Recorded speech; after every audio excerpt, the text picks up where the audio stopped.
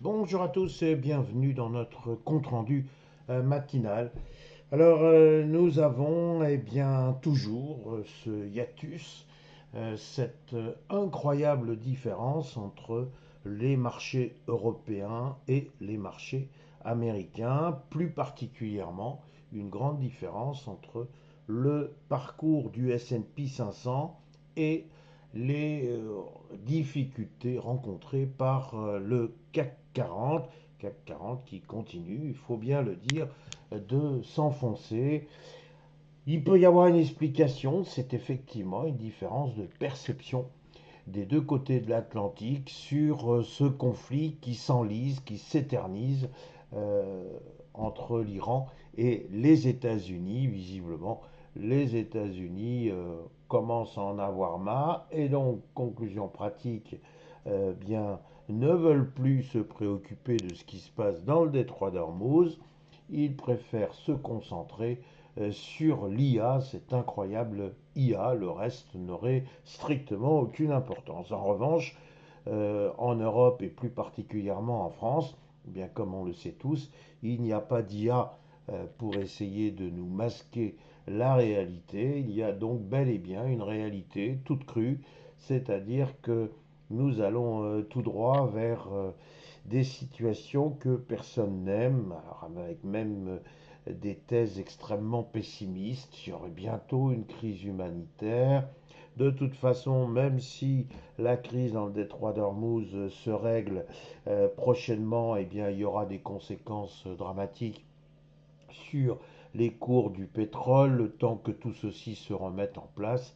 Bref, on n'est pas prêt de véritablement s'en sortir. Alors, il y a même des gens qui sont en train de venir vous dire il faut se rebeller. Les gens vont être obligés de choisir entre manger ou mettre du diesel dans leur voiture. Bref, on entend un peu tout et n'importe quoi, mais il y a un climat totalement délétère qui pèse incontestablement sur le CAC 40. Alors, sans attendre, regardons notre fameux CAC 40. J'ai titré que c'était une zone de support. Vous vous souvenez qu'hier j'ai indiqué que tout doucement le CAC 40 se dirigeait vers les 8000 points, que c'était un objectif qui paraissait assez évident pour les vendeurs. Et effectivement, le CAC 40 a encore perdu moins 0,69% et il se rapproche du support des 8000 points. Et tant qu'il y aura un enlisement, tant que nous aurons une situation qui ne veut pas se débloquer dans le détroit d'Ormuz, ben, le CAC 40 n'arrivera pas à trouver de quoi alimenter un regain de hausse. Donc nous en sommes là. Il faut maintenant surveiller de très très près le sort des 8000 points. Vous avez compris que si nous cassons les 8000 points, il y a des chances pour qu'il y ait des vendeurs qui commencent à viser, j'en ai déjà parlé, qui commencent à viser le gap que vous voyez ici. Ce serait un objectif assez naturel pour eux. Nous n'en sommes pas là. Pour l'instant, on va voir si les 8000 points arrivent ou non à tenir. Ce sera une journée d'autant plus difficile que vous voyez que la transition va se faire naturellement. Nous allons avoir aux États-Unis les chiffres très très importants de l'inflation. Et effectivement, si les Américains se décident maintenant, j'allais dire à contretemps, à subir quelques prises de bénéfices, ça va être difficile pour le CAC 40 d'essayer de se reprendre. Alors on est très prudent avant les chiffres de l'inflation américaine.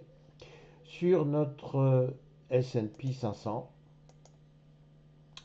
que voulez-vous, je suis obligé de constater que la force du S&P 500 est tout simplement extraordinaire. Le S&P 500 ne voit pas de quoi venir prendre quelques bénéfices. Donc, encore une fois, vous voyez que je n'ébauche même plus de résistance. Est-ce que les 7400 points étaient un obstacle? Eh bien non, pas pour le S&P 500. Il a encore fait hier un nouveau plus haut historique. Ça devient presque lassant. On se demande bien ce qui va occasionner un, un échec du S&P 500. Qu'est-ce qui va décider celui-ci à revenir un peu en arrière, ou en d'autres termes, qu'est-ce qui va occasionner une chute, voire qu'il trébuche tout simplement sans envisager une chute. Pour l'instant, nous avons une hausse, bon, certes symbolique, mais c'est encore une hausse de plus de 0,19%. Nous avons une saison des résultats qui surprend tous les observateurs. Et donc, conclusion pratique, tout le monde se rue à l'achat parce on a peur de ne pas profiter de ce mouvement haussier qui semble ne pas vouloir s'arrêter. Bon, on ne va pas répéter ce qu'on dit maintenant tous les jours. Forcément, on commence un peu à se demander si tout ceci peut continuer éternellement. Alors, c'était un discours que je tenais quand on était dans la zone des 7150 points. Autant vous dire que je suis très très très gêné aux entournures pour venir vous tenir le même discours aux alentours des 7450 points, soit 300 points de plus. Bon, cela étant, il y a quand même un événement qui peut calmer les ardeurs des acheteurs, c'est bel et bien cette inflation dont on va prendre connaissance cet après-midi.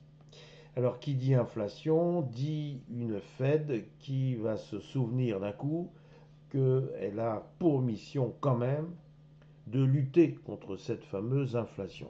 Pourquoi je dis elle va s'en souvenir d'un coup? Parce que jusqu'à maintenant, elle voulait vérifier qu'il n'y avait pas d'atteinte à l'emploi.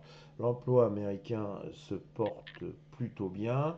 En revanche, effectivement, l'inflation peut commencer à faire douter le consommateur américain, et qui dit doute sur la consommation, dit baisse de la consommation, dit risque pour la croissance, etc., etc. Donc, encore une fois, les chiffres de l'inflation sont très importants. Ils sont d'autant plus importants que, comme vous le savez, M. Powell s'en va vendredi. Et donc, son successeur, M. Kevin Warsh, va-t-il, oui ou non, laisser entendre qu'il peut y avoir encore en 2026 une baisse des taux? Nous ne sommes pas devins, nous n'en savons pas grand-chose, et ceux qui viennent prétendre que M.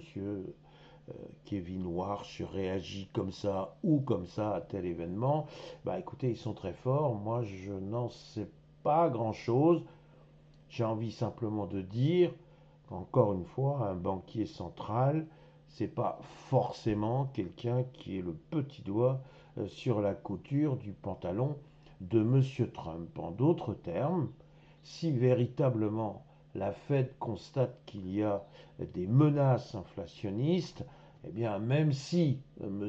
Trump s'en moque, il n'en demeure pas moins que ça va être difficile de prôner une baisse des taux. Voilà ce que raisonnablement je pense que l'on peut penser. Donc on fait très très attention cet après-midi à l'inflation. Ce pourrait être la petite étincelle qui vient rallumer le feu dans le camp vendeur. Rien de moins sûr pour le moment, mais c'est une toute petite hypothèse que l'on peut simplement envisager. Autant vous dire, et vous l'avez compris, qu'entre le CAC 40 qui s'en va toujours plus bas et le S&P 500 qui est tellement haut, est-ce que finalement, et ce n'est pas le moment d'être très prudent? Je vous pose la question. Voilà mes réflexions du jour. Il me reste à vous souhaiter une excellente journée. Merci.